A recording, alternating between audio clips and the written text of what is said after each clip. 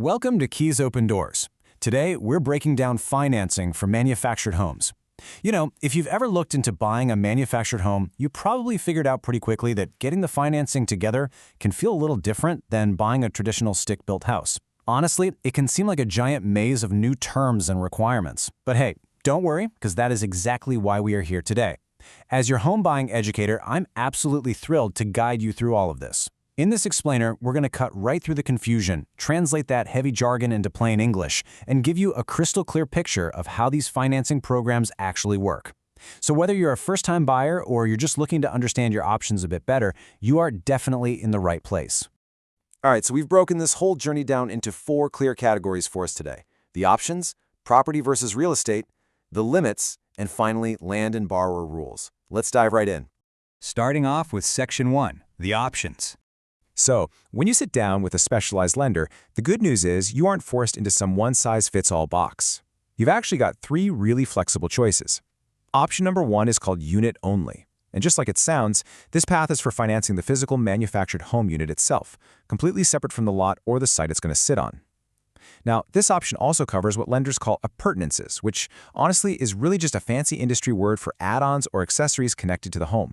This is a fantastic route if you say already own a piece of land, or if you're planning to place your brand new home in a community where you don't actually buy the dirt underneath it.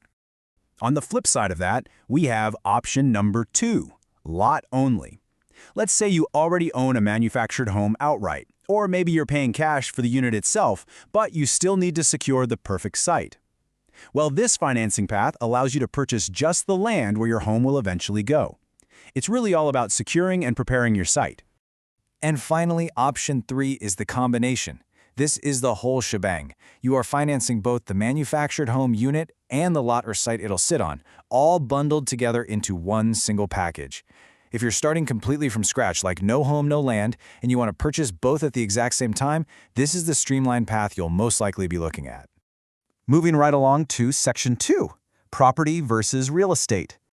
Okay, so in the world of manufactured home financing, how your home is categorized fundamentally changes the type of loan you can get. On one side, your manufactured home might be classified simply as personal property. This usually happens when you're financing just the home unit itself. But on the other side, it can be classified as real estate. This typically kicks in when you own both the home and the land underneath it outright, and they're legally tied together. Understanding this distinction, it's literally like having a secret decoder ring when you walk into a lender's office. Speaking of decoder rings, let's translate some of that common industry jargon you're definitely going to hear. When you own the land outright, meaning you hold the absolute title to it without any weird restrictions, lenders call this fee simple. So, if you're applying for that combination loan we just talked about, the title for the lot generally must be owned by you in fee simple. Basically, if a lender asks if the land is fee simple, don't panic. Just know they're really just asking if you'll fully own the land. Similarly, let's demystify another very old, kind of strange word you'll for sure come across: chattel. If your home is classified as personal property, maybe because you're putting it on a leased lot or you haven't surrendered the vehicle title to tie it to the real estate, it's treated as a chattel loan. That simply means the home is treated as personal property, kind of like a car, rather than traditional real estate. Knowing these two terms, fee simple and chattel, instantly makes you a way more confident and informed aspiring buyer. All right, let's get into Section 3, the limits. It is absolutely crucial to understand the parameters that shape your borrowing power. All of these manufactured home loans are subject to specific nationwide guardrails. First up, there are nationwide loan limits, meaning there's a hard cap on the total dollar amount you can borrow. Second, lenders are going to require minimum cash investments, that's your down payment. Third, you'll need to meet minimum decision credit score limitations. And fourth, there are maximum loan-to-value, or LTV, ratios, which basically restrict how much of the home's total value the lender is actually willing to finance. Now, I want to pause here for a really important reminder. While these guardrails exist nationwide, the specific numbers, like the exact credit score you need or the precise dollar amount you can borrow, well, those depend entirely on your specific approved lender and your transaction type. In general, many buyers find these programs incredibly accessible, but you absolutely must consult a licensed lending professional to look at your unique financial situation and give you your exact personalized numbers. And that brings us to Section 4, land and borrower rules. Let's shift our focus to eligibility and some really wonderful built-in protections designed specifically for you. We're going to start by busting a massive myth right now. You absolutely do not have to own land to get a loan for a manufactured home. Borrowers can totally lease the lot where their home is placed. Placing your home within a manufactured home community or a mobile home park on a leased site is a super popular and entirely viable option for these financing programs. The timeline of a lease actually brilliantly illustrates one of the best parts about placing your home on a rented lot. You see, these programs require built-in safeguards to protect you. When you lease the land, the initial lease term is required to be at least 3 years. Furthermore, the lease must state that you, the owner, will receive at least 180 days of advance written notice if the lease is ever going to be terminated. Just think about how empathetic this rule is. It's designed specifically to protect homeowners so that you aren't suddenly left scrambling if a landlord decides to sell the land or close the park. There are also strict quality assurance rules in place to give you some serious peace of mind.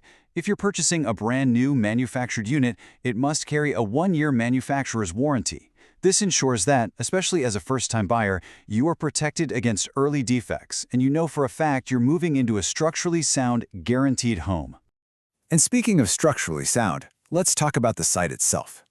You can't just drop a manufactured home anywhere. The home must meet specific model manufactured home to installation standards, as well as state and local foundation requirements.